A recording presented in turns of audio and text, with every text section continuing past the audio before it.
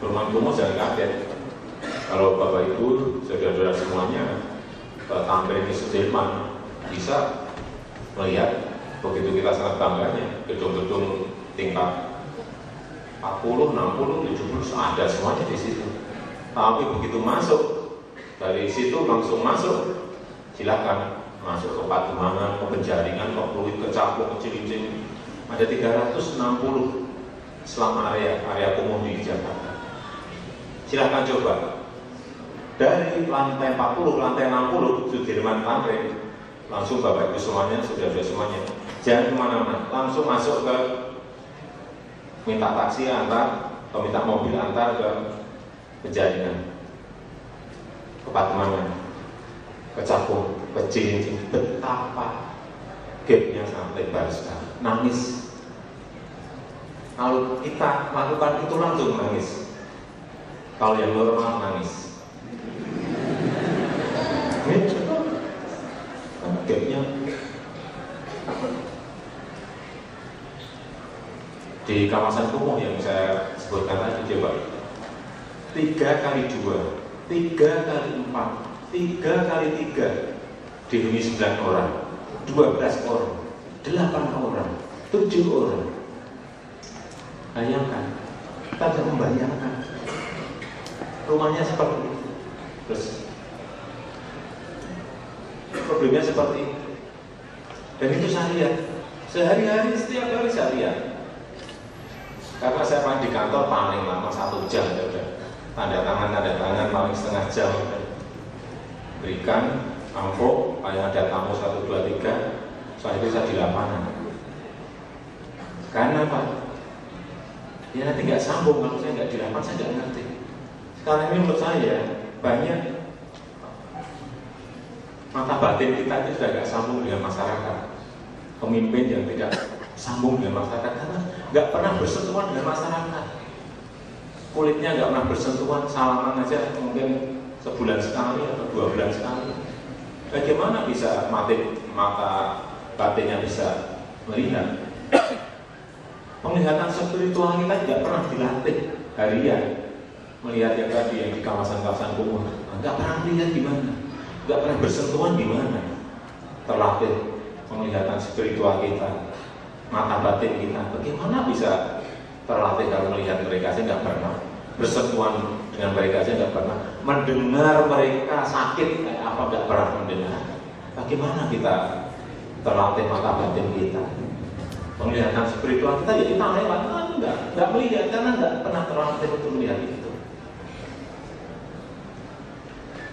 Saya dari kampung ke kampung yang kumuh-kumuh seperti itu.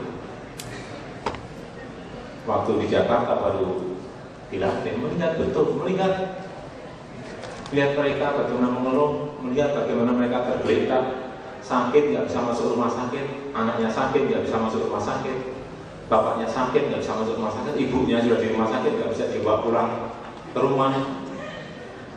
Bukan hanya ribuan, bukan hanya puluhan ribu, ratusan ribu. Ini fakta dan nggak usah saya tutup-tutupi. Saya waktu ke Jakarta masuk, saya tanya berapa orang miskin yang ada di Jakarta, diberikan ke saya 3,8%. 3,8 kok sedikit sekali. Fakta yang saya lihat di lapangan begitu banyak. Ya Pak, 3,8 Pak. Nah kok yang di lapangan banyak sekali ya? Iya Pak, yang miskin 3,8, yang rentan miskin 37%. Yang miskin 3,8%, yang rentan miskin 37%. Saya tanya, apa bedanya miskin dan rentan miskin? Bingung kan? Itu hanya penghalusan. Saya lihat di lapangan yang rentan miskin, yang miskin. Saya takut kadang kita ini senang menghalus-haluskan seperti itu. Nanti ada miskin, ada rentan miskin, ada hampir miskin, tambah lagi diduga hampir miskin. Ini ya namanya istilah-istilah, padahal juga sama miskin gitu aja. Terus saya buka aja lah kita ini berapa sih?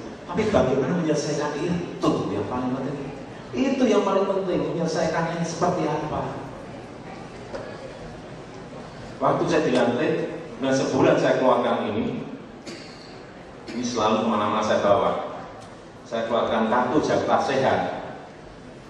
Mungkin Bapak Ibu dan saudara-saudara ingat ya, waktu ini saya keluarkan baru sebulan, 1,5 bulan, rumah sakit langsung penuh, tidak ada ruang sama sekali.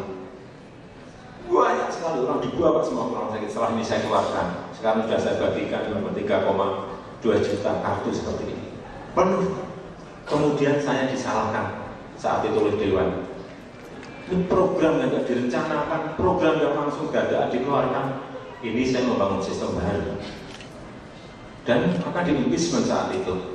Dan kita makzulkan saya Jokowi, kita buat dia jatuh dan mundur.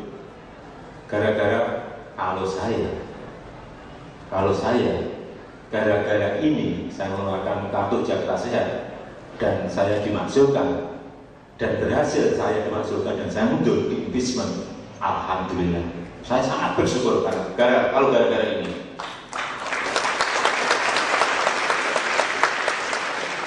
Ya, saat itu memang sudah modal, kalau dihitung kita hanya punya dukungan 11%. Ya kalau tahu secara politik kalah, tapi nggak apa, saya tunggu. Silakan dimasukkan, saya tunggu.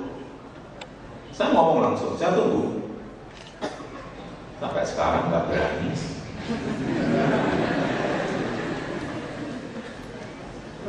Karena apa ya? Faktanya ini dibutuhkan masyarakat. Ya memang karena sudah bertumpuk-tumpuk bertahun-tahun, masyarakat sakit semuanya. Mereka nggak bisa ke rumah sakit. Nah ke rumah sakit, ya inilah tanggung jawab kita. Ya ditangani. Setelah 4 bulan ya normal kembali. Dulu ngantri coba ngantri saat jam 2 malam sudah ngantri ambil nomor. Karena apa? Punya harapan untuk sembuh. Saya datang tiap hari datang. Saya tanya gimana sudah dapat nomor, Bu?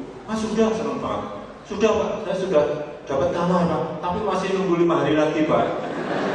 Tapi senang sekali, ada harapan gitu. Meskipun masih nunggu 5 hari, tapi ada harapan. Sebelumnya hanya tergeletak di rumah. Inilah fakta. Dan data yang saya temukan, 510.000 lonjakan dari yang sebelumnya normal jadi tidak normal. 510.000 pasien. Bayangkan kalau ini nggak keluar, mereka hanya tergeletak dan mungkin banyak yang meninggal, tapi kita nggak ngerti karena meninggalnya dianggap biasa. Itulah fakta.